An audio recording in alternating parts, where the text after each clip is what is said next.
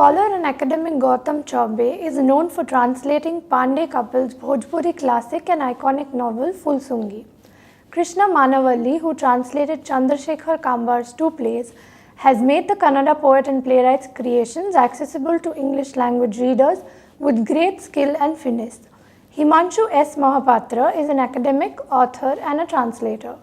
They will discuss the art of translation and taking local stories global with Edex's chief reporter Daniel Thimaya. Today, joining us, we have two very illustrious people, two very illustrious academics. We have from Mysore right now, we have Krishna Manavalli, who's a professor in English. She's been very prolific with her work. She's been across continents. She's done a lot of research in various forms of writing. But I think somewhere along the line, the works of Chandrasekhar Kambar have sort of drawn her in. And that is why, with all of the work she's done with the Sahitya Academy's board and all of the translation she's done, she did this very beautiful bit of work called Karimai, which of course was an award-winning bit of work. It was published as Seagull. Many of you might have read this. If you haven't, I would totally recommend that you do. And thank you so much for being with us, Professor Krishna. It's a pleasure to have you. It's wonderful to be here with you both. It's really great. We also have with us Professor Gautam Chaubey, who's joining us now from the Atmaran Sanatan Dharma College in Delhi University. He's also a professor of English, but his cultural sensitivities are a little more north because he's the guy who brought us the enigmatic work of Pandey couples Full Songi, which for those of you who follow Bhojpuri literature is probably one of the most definitive works ever written. We're going to ask him a little bit about that and how that process was of bringing that work to life in English so that a much larger audience can consume it. Thank you so much for joining us, Professor. Thank you. Delighted to be with you. Thank you. To begin with, when we talk about translation as a sort of genre within commercial writing, the question, of course, comes in, as academics, I think a lot of research, a lot of reading, a lot of translation is sort of part and parcel of the work you do. But when you approach it as a sort of commercial project, how exactly does that work? And is there a difference in approach as opposed to your academic work? Professor Krishna? Okay, now this is an interesting question. When you look at translation in the academic terms and when you look at translation in the so-called real world out there is the question that you're asking me. But I think they're both tied together to a very large extent because on the one hand, yeah, you are talking about translation theory and you're also engaging in approaches to translation, and academics has always been invested in this whole genre of translation for various reasons. Let me start talking about my own, multiple locations, which made me more and more aware of how translation or the notion of translations works within the academic field. For instance, I was teaching and I studied and I was teaching in the U.S. for a very long time, and I have taught here and have studied here in India too. So working across these multiple geocultural locations, there was something which struck me very, very strongly about the centrality of the act of translation within the academic field. For instance, there were courses like global literatures. And then we also taught stuff like post-colonial literatures. That's my specializations in a way. And the global literatures is a very interesting course which I encountered there. This idea of global literature springs from the importance, the centrality, the desire, and also the political correctness of reading literatures across different geocultural spaces, mainly non-western and post-colonial spaces. So when I was trying to teach these courses, one thing that I noticed, okay, that this idea of the global literatures, this umbrella term global literatures, and that is something true of post-colonial literatures too sometimes, tries to gather together a whole range of literatures across various non-Western geocultural spaces in one fell swoop. It's like an umbrella term. So what do you do there? How do you deal with this kind of homogenizing which happens?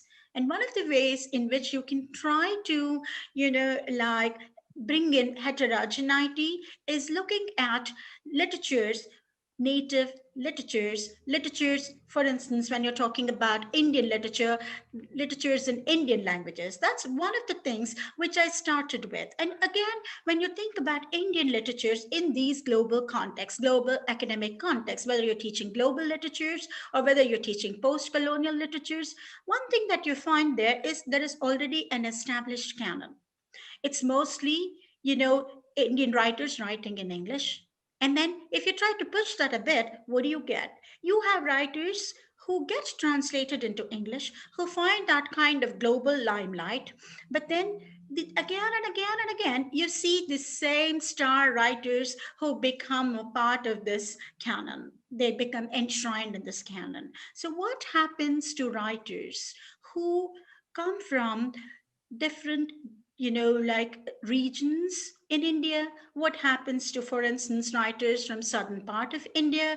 That was a second question which I became deeply interested in as an academic in the US, because one of the things I did, especially for my doctoral research, and I've been invested in this research for a very long time, is work on South Indian cultural formations. So I started getting interested in looking at how writers from South Indian locations, especially writers from Canada, because this was the literature I was very, very close to all my life. Although my home language is Telugu, and I grew up, among languages like Telugu, English, and Kannada. Kannada literature is something which is very close to my heart. So what I found there was there are very few Kannada writers who surface in this global lit or post-colonial lit canon when you look at the international context. So, how are we thinking of the notion of Indianness or Indian literature? Because very often we find that these ideas get defined in the academic circles outside India. So, what do you do? How do you think about the diverse literatures in Indian languages? And do they find the same kind of global visibility? These are the questions which set me thinking about translating from Indian languages and the rich oeuvre, the rich corpus of literature in Kannada, for instance. And then how do you bring that to global limelight, global visibility?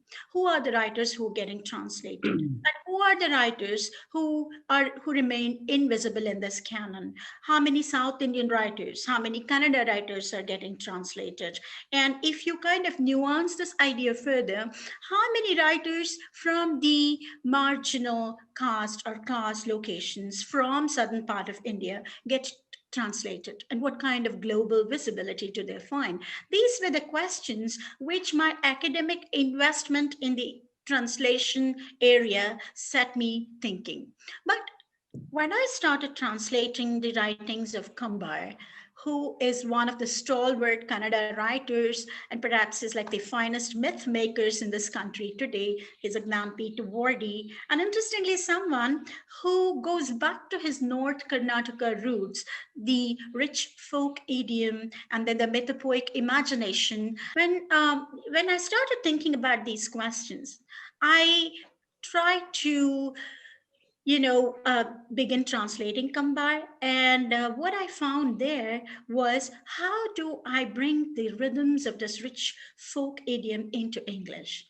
And that set me really, really into, like this challenge, this tightrope walk of trying to bring in that folk rhythms, those folk rhythms, that folk idiom, that language, and that whole sensibility, and the collective folk vision from which Kambar's writing springs. And I translated, for instance, in 2017, I translated Karimai, which won the state award, Siga, and then I translated Shivana Dangura, which is a novel which is again set in these kind of folk ethos, but at the same time, it also talks about the ways in which the neo-colonial forces penetrate into even the small spaces, like the small places, the rural places of the third world or the non-Western countries. So here was another challenge I was dealing with. And after that, how do I translate them? How do I make them accessible to global readers? And what kind of global English should I, make use of, and at the same time bring in these rhythms, the Kannada rhythms, into my writing, and then bring in this vision of the writer to the larger international reader? These were the questions that I started, thinking of. So I was kind of moving away from the academic discourses a little bit. I was looking at the market. I was looking at the kind of publishing places which are invested in publishing translations, who get interested in publishing translation from southern Indian, like No, writers. I think that's frightfully practical on your part, to have sort of looked at it from a very sort of publishing standpoint, because very often I found that academics they find it difficult to work with editors and publishers because they don't really like the fact that length is an issue. They don't really like that a lot of the suggestions that they give aren't very well taken in. That's what they tell me. Professor Chobe, if I could just bring you in there. You, of course, have you had a love affair with Bhojpuri literature. I suspect it's something that you grew up with. Why don't you tell us a little bit about about how you sort of got into that Zen frame of mind, and how you even thought to bring. I don't think anybody's ever brought Bhojpuri literature translation to the forefront until you actually got to that. Tell us a little bit about that, please. My maternal grandfather was a Bhojpuri author of some repute. He wrote about 7, 8 novels and a couple of epic poems. Those are the conventions. If you're a Bhojpuri writer, you write an epic poem and you write a couple of plays, and then you produce your novels. He also wrote a couple of novels in Hindi, and my mother would read those stories out to him. His stories out to him when I was a kid. And those would be very fascinating because they would have, contrary to what I would read otherwise, names I could connect with. So they would have names of my village and, names of people in my village. And very often, the protagonist would be Gautam, characters, so my grandfather was very generous. We call him Nanaji, grandfather in North India. He was very kind, and I quite love those facts, and that, this is a body of literature I can really connect with. And I find myself and my location being reflected in it. But then I never got to read much of it. I mean, I grew up with the stories, and I was familiar, and my mother used to read a lot. And then, I came to Delhi, did my Delhi University, my graduation, post-graduation, MPhil, PhD, and all of that. And in between, I thought of going back to because my PhD was on Hindi periodicals. My PhD was on late early 20th century Hindi periodicals. The way the whole nationalist debate was being thrashed out in public sphere through these periodicals. So I connected with a lot of these authors, and very often I would come across references of characters, of literary figures, of editors, who come from that region, and I would say, oh well, I know this person. He comes from this part of Bihar, and he's also written something in Bhojpuri. So my PhD work, it sort of reactivated to some extent my in a sense long forgotten engagement with Bhojpuri literature. And then as soon as I submitted my thesis, somebody thrust a copy of Fulsungi into my hand. Now the thing with Bhojpuri books are they're not very easily available. You have to reach out to the author. We don't have a market for them as such. Because Patna happens to be where most of the Bhojpuri authors converge. There are quite a few centers of Bhojpuri writing in India. No, I dare say this is a common issue with a lot of Indian regional literature. Yeah. But I think we'll come to that a little later, please. Yeah. But the problem in this case is more pronounced because we have Hindi. In the case of South India, it could be an English literary rival, but here we have Hindi, and those who read Bhojpuri or speak Bhojpuri are equally competent in Hindi. So this person gave me a copy of Fulsungi, and it was a spiral bound. It was an old spiral bound photostated copy, and I said, "Why don't you go ahead and translate it?"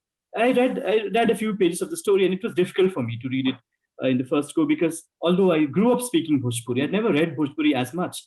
And the literary Bhojpuri or the expressions, I grew up in a part of India which is on the border of Bihar and Jharkhand, now Jharkhand and Bengal. So it's Bokaro. So we have this river. You cross that river, you move into Bengal, and then here you have Jharkhand.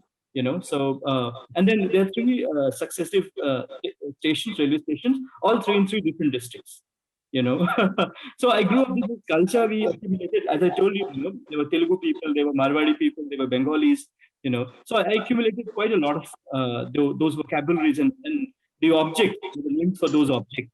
Uh, and I found those objects, identified differently in Bhojpuri, the literary Bhojpuri. So it was a bit of a challenge initially. So I just sat over it for about 7-8 months more, and then I started connecting with people who were quite active in the Bhojpuri field. So I started connecting with Bhojpuri authors, Bhojpuri critics, and most importantly, people in my village. I have a village in Bihar where my father lives now, but I grew up in Bokaro Steel City, which is quite a cosmopolitan kind of a place. Every good kid aspires to become an IITian. And if you really manage to do that, then you end up becoming an NRI. So those are the kind of ambitions we used to nurture. So growing up at that part of India, and then going back to the village after my father retired from his government job, was very different. So I never connected with my villagers, with people in my village in Bihar that well. But this novel allowed me, or in a sense provoked me to, get back in touch with them. And uh, there were many words, there were many expressions which my aunt would explain to me. There were expressions and words which the farmer who has been working on a field for close to 5 decades now, he could explain those words to me. So it was initially very challenging, but then I got the sense that there is this community of Bhojpuri speakers and Bhojpuri enthusiasts, which includes both well-read literary critics and authors, but also the farmers, which includes filmmakers, but also the migrant laborers, and somehow all of them converged around it. And when I first shared the cover of this book on Facebook page, and I realized it was shared by people I hadn't even heard of, people I'd never met. There were people I'd met about a decade ago, or hadn't been in touch with for very long. They got back to me saying that I saw that poster, that cover of yours. It was posted by somebody. Well, I didn't know that person who had posted. So I felt that there's a community. There's a vernacular community which comprises not just the literary people, not just the professors, not just the linguists or language enthusiasts or activists, because Bhojpuri is struggling to find a place in the 8th schedule. But it also includes the diaspora, it also includes the migrant population, it also includes the farmers. And they were very thrilled that something which they felt was always neglected is now finding a place in the mainstream. So it was exciting, but initially, so now when I look back at the journey from those early days in childhood, when my mother would read those stories, to that 1 decade when I virtually lost all touch with Bhojpuri literature. And then once that spiral-bound photocopied book came back to me, so it's been various phases, but overall very satisfying. Yeah. It's interesting that you brought up the point of pride, because I think linguistically, everybody who has a very strong base in appreciating regional writing, they've always enjoyed reading books in their own language. But I also think there's a deep amount of pride when somebody says, okay, I'm going to translate this book and we're going to take it to a larger audience. We're going to translate it into Hindi, we're going to translate it into Tamil, Telugu, every single language conceivable where we see a market. Professor Manavalli, of course, you've you've been doing this for a while, and you've got a fair few books out. You have 2 plays now, which is out as well. Uh, what is your primary experience in terms of how people receive these translations? And do you believe that it is an emerging market? Do you see the interest in translated works actually reaching the masses? Yeah, absolutely, I do. Interestingly, when I was done with 2 plays and we were planning to launch the book, it was the time of the first lockdown. So all of us were so anxious, and then we did not know how the whole thing would pan out.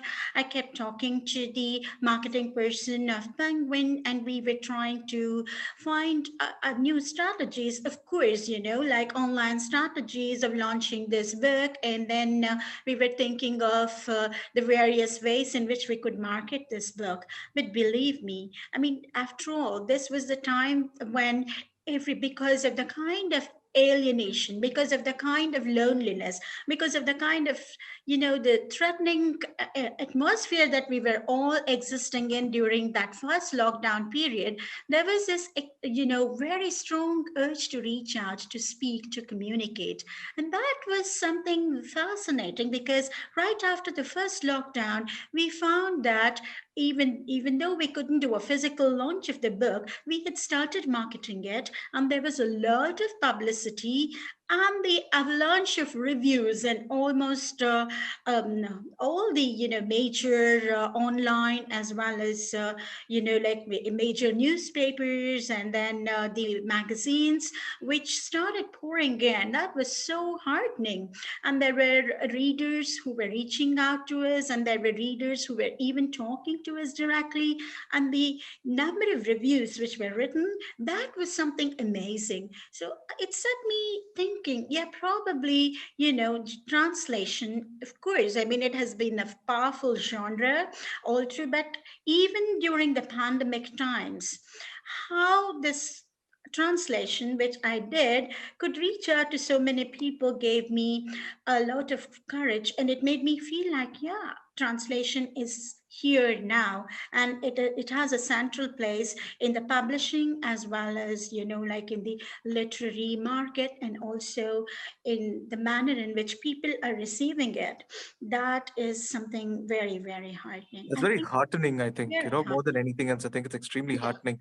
Mhm. Professor Chaube, this, of course, it was a 2003 movie, but this phrase lost in translation is something that every newspaper editor, sort of seems to love playing around with every time there's anything that rhymes with either lost or translation.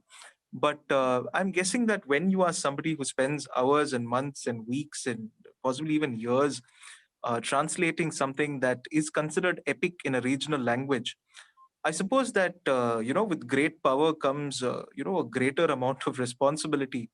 And greater Uh, pain. yeah. So, how scary a thought is that, and how difficult is it to sort of weigh the pros and cons of translating, what is essentially considered an epic?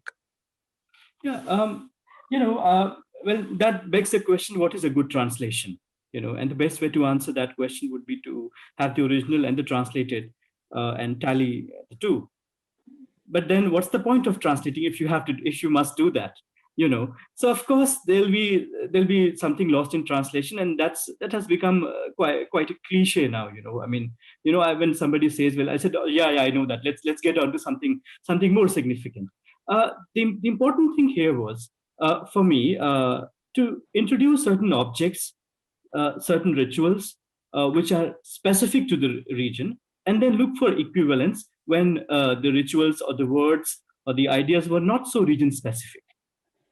For example, there's this word called khoicha, right? Now, khoicha is literally, it means when a bride sets out of her mother's house and goes to the in-laws family, right? The mother gives her some gifts, and those gifts she's expected to tie in the flowing end of her sari. That's the anchal of the sari. Now, this is very typical of the region. So I had to find a way to retain this word by way of glossary, by way of, offering a quick sociological gloss embedded in the text itself, at times trying to strike a balance between the two ways.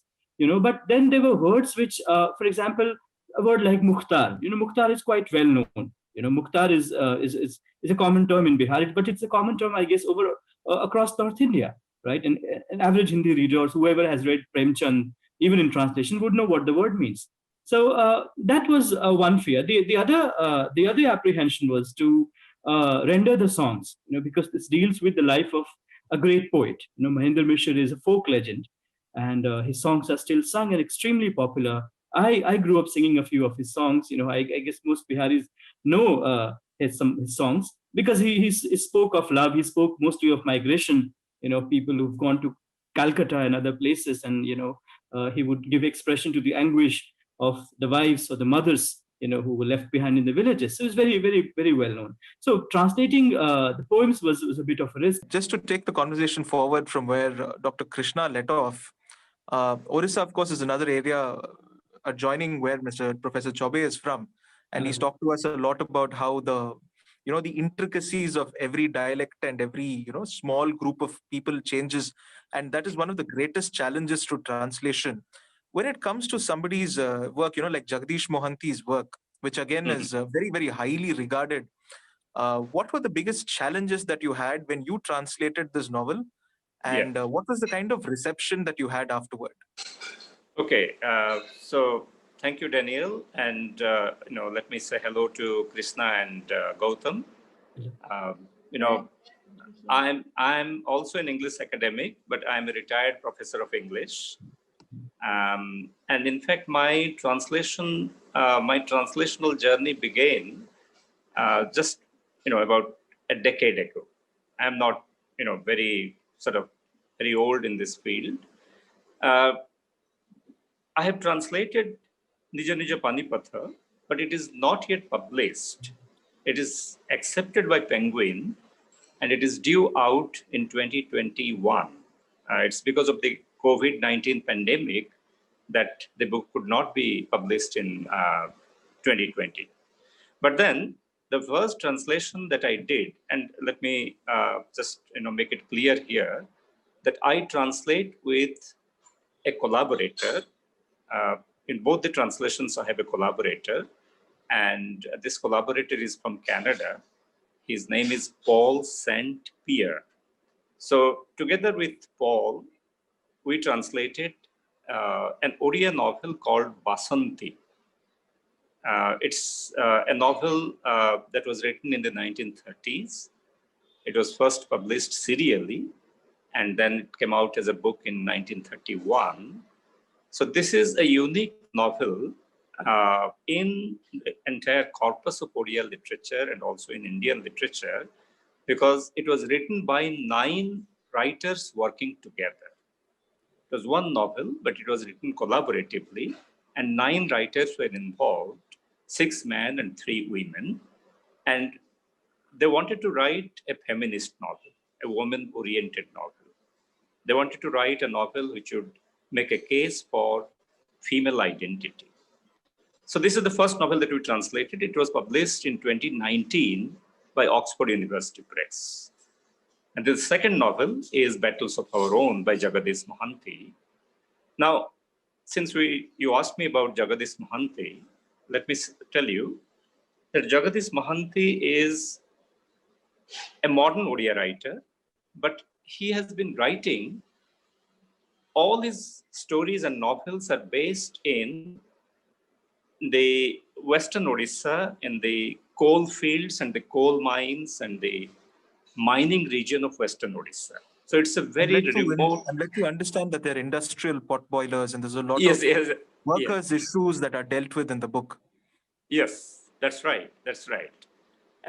So it is an industrial novel, but the novel is just not an industrial novel. It's just not about trade unionism. It's just not about workers, the conflict between the management and the workers. It is also about Mohanty's ability to transform this industrial landscape in the direction of existentialism.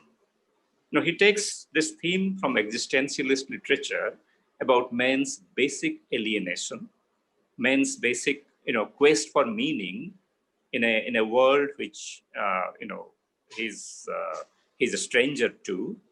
So he brings this dimension from existentialism and tries to see in the industrial man a prototype for the existentialist man. So this is another thing.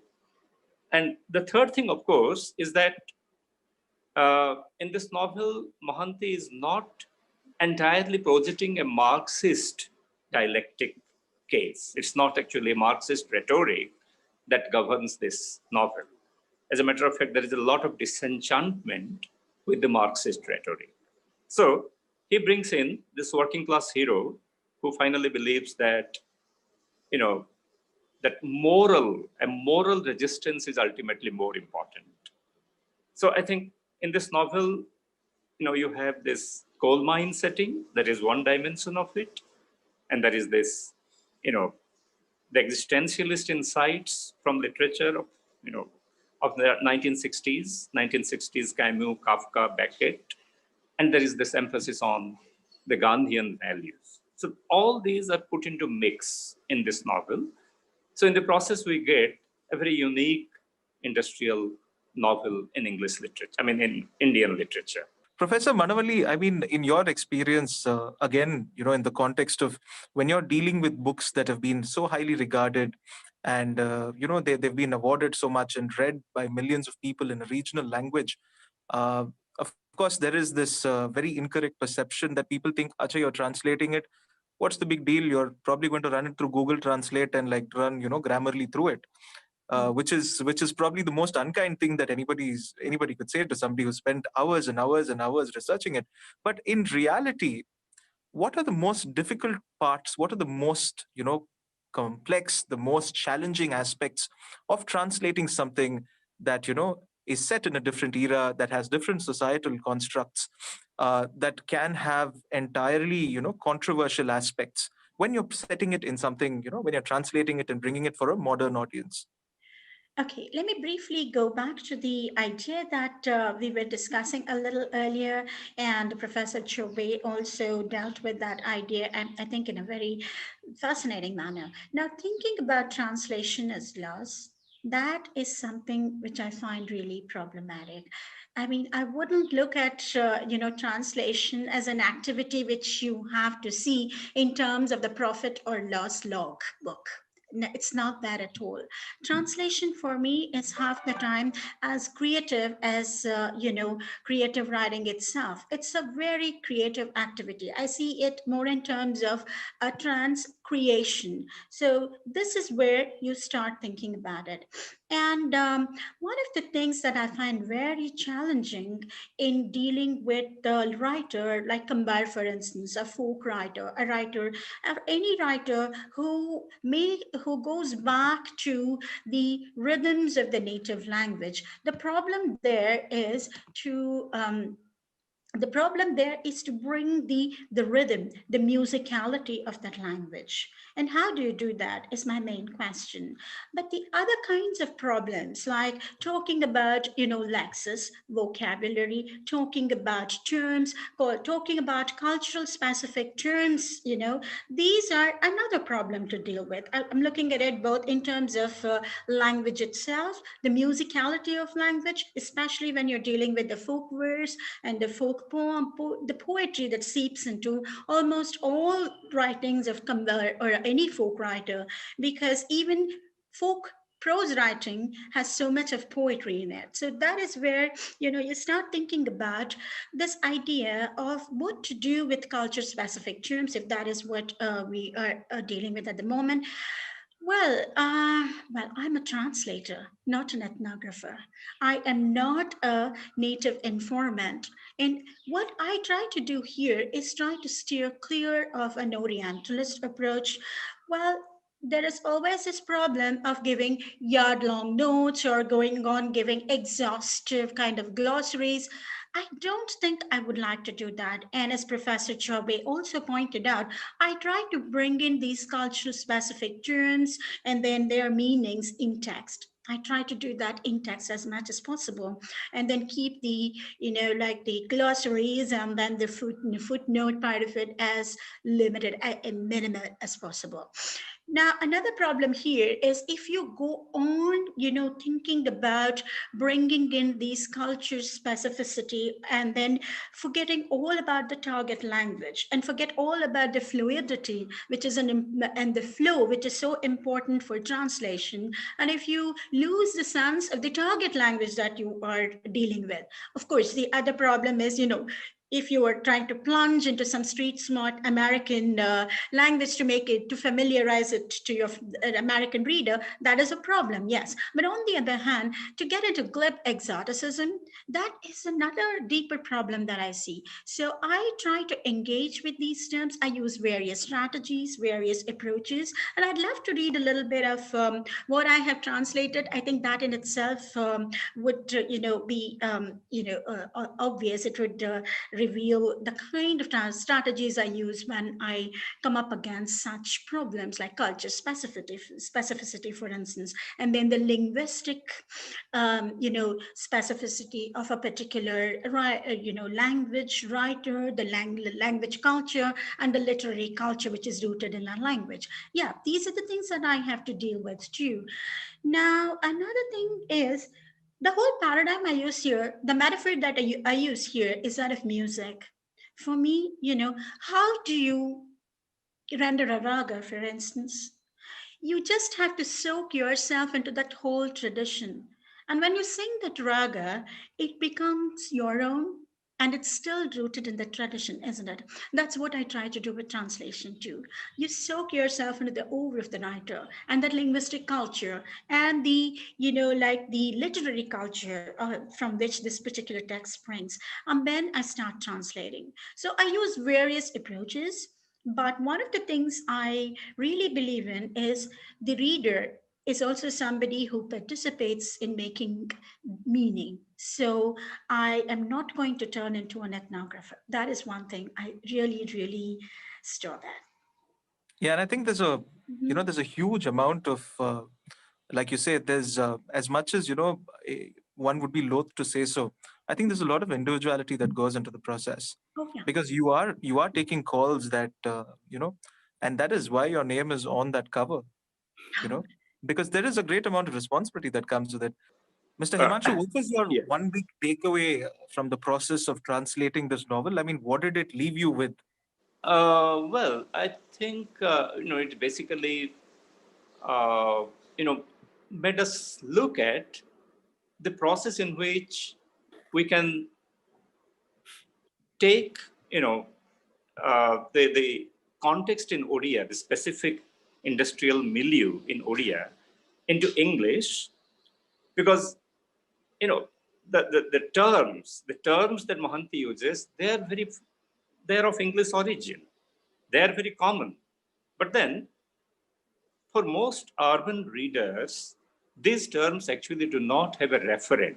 They cannot really correlate with anything. Correlate these terms. Like, for example, take the case of Holly's drummer. Take the case of wagoner, Holly's drummer, tub checker, tub rider, dresser, timberman, overman, mining sardar. This is a whole battery of industrial terms. These are English. So when we translate them into English, but we're not able to correlate them with their reference. So it's very difficult. Without visualizing it, it is very difficult to translate it, because ultimately it becomes a meaningless exercise. So in translating this, we had to actually consult people who work in the coal mining area. I'll give you just one example. In the very beginning of the novel, he's describing workers, miners going into the tunnel, into the pit. And then there is this idea, there is this reference to, the person is issuing every miner who goes down what is called a C form. C, a capital, as in letter C, form. Now, what is a C form? I didn't know this. Now, I could simply write, he was bent over his C form, or he handed everyone a C form. But what is a C form? Well, then I talked to people who work in coal fields, who work in coal mines, and one of them told me that a C form is one that is issued to a person who goes down. And when he comes out, he also hands it over to the at the counter. So this is how, this is one aspect of translating Well, this novel. it goes to show, of course, that the amount of research that goes into translation Yeah, isn't as yeah. easy as it sounds. Yeah. This is something that we've been discussing. Yeah. Just to very quickly, go back to one of our points and probably put a finer point on this discussion. Yeah. Professor Krishna had mentioned that it is a point of concern and great worry for every academic as to how much of literary wealth there is out there in every regional Indian language, True. especially those who are probably marginalized, that one could possibly see as lost, or one could also see as an opportunity for translation. Professor Krishna, how do you see this, and do you see a solution for this? I'll then, pose the same question to Professor Chaube and Mr. Himanshu. Okay. I think it's an absolutely important question because when you think about, for instance, I was talking about how the idea of Indianness or Indian literature gets projected in national and international contexts. A whole lot of times we see that again and again and again, there is a kind of either a homogenization which doesn't take into account the diverse and very rich literary traditions and plural literary traditions that we have in this country. And I am on the English Advisory Board of the Central Sahitya Academy. And one of the things we are very majorly concerned about is, apart from translating works into English, Indian works into English, we are also deeply invested in translations among Indian languages, because there is this kind of dialogue, this kind of conversation, which is absolutely necessary when you think of what your idea of Indian literature is and how you bring in all these diverse strands of Indian literature into your notion of quote unquote Indian literature. And the next question is, how do you disseminate this idea in the global context? What is Indian literature? And how do you bring in all these very, very disparate and very, very rich linguistic and literary cultures into that idea of Indian and Indian literature? That is something that we have to try very hard. We have to really try, and I think translation definitely is a very important activity which has been doing this, and the role of translation in bringing this kind of a cross-cultural conversation is very, very important. If I interpreted your question right, is it what you were talking about? Yes, yes. I also, of course, asked if you see it as an opportunity for us to tap these riches, Oh, or if yes. you see it as something that's a bit of a, it's a tragedy because there's so much out there, and there's so very much that we haven't even scratched the surface of. Right. Professor Chaube, do you see it as an opportunity, or do you see it as something that we've lost out on? Definitely. With Fulsungi, because this is the first ever translation of a Bhojpuri work, a full-length translation of a Bhojpuri book. The primary task was introducing it to the readers, also to the publishers, because nothing is possible without their cooperation, tell them that there exists a body of literature that remains largely untranslated and is fairly exciting. Now, having done that, suggestions start pouring in, people who write in Bhojpuri, or people whose fathers or grandparents used to write in Bhojpuri. Now they're getting in touch with me, sending me copies of their books, asking me if I can translate them. That's one. But then, of course, so it's an opportunity, to bring out a body of literature, to see the cultural resources, that remain trapped in that body of literature, untranslated, to bring it to the forefront. But it also allows me to read around it. So when I'm looking at Bhojpuri literature, I'm also looking at not just the marginal characters. I'm also working on a history of Bhojpuri literature. This is an ongoing project. So I'm looking at a lot of marginal characters, and not all of them are deeply invested in Bhojpuri literature. Some of them very quickly, very early in their literary careers, switch to Hindi. Then there are others who write both in Hindi and Bhojpuri, and then there are others who combine the two. So when the news came out of Fulsungi's translation, somebody got in touch with me and said, why don't you look at a man called Gopal Ram Gehmari? Now, Gopal Ram Gehmari lived in a place next to my village. He comes from Gehmar, which is considered the largest village in Asia. I mean, it held that record till some time later and has now become substance of legend in that area. Now, Gopal Ram Gehmari was such a phenomenal figure and has been largely overlooked. He introduces the detective fiction genre in Hindi. He's the first detective fiction writer in Hindi, and based in Gehmar, he used to bring out a periodical called Jasoos, which literally means detective, and he edited that periodical for close to 40 years. So my engagement with Bhojpuri, of course, it allows me to engage with the other Bhojpuri authors, right? On account of my reading of Pandey Kapil, because I knew works of my own grandfather. Now, because people are sending their books to me, or books written by their grandparents to me, but it also allows me to read around. And so now I'm also thinking of writing something on Gopal Ram Ghemari, at least, journal length article to begin with, but maybe, in near future, translate something of it. I So hope it also encourages more people to, sort of enter that realm and, want to translate. Because, whether or not it makes it to the big leagues, I think the little guy also deserves a chance, as Professor Krishna pointed out very succinctly. Mr. Himanshu, with the last word. Yes. Yeah. I think it's a very interesting question that you asked. I mean, it's true that every regional literature is replete with treasures, with lots of riches. But I, as a translator, wouldn't like to engage in a kind of indiscriminate translation. I think that not all works need to be translated. Some works don't deserve to be translated. So a translator has to have a very fine sense of discrimination and has to really select works which stand out, by using, if you take different parameters, for example, Gautam talked about, this Bhojpuri writer who introduced the first detective fiction, or the detective, first figure of the detective. So, I'm very excited about that, by the way. I'd love to, read a yes, lot more about it. Me too. I mean, I also know that in Odia, there is a writer who first introduced the genre of the detective novel, a person called Chandramani Das. He was the person who introduced the genre of detective novel. I mean, my choice of Basanti was because it is the first and the last exemplar of the collective collaborative novel in Odia. There are examples in Bengali, but they have not been actually brought to limelight. Jagdish Mohanty wrote the first industrial novel in Odia. So I have been I'll be interested in looking for novels, looking for stories, looking for literary works, which would in fact break new grounds in different areas, in different genres. And for example, well, I'm more interested in dead authors than in living authors. That's another of my.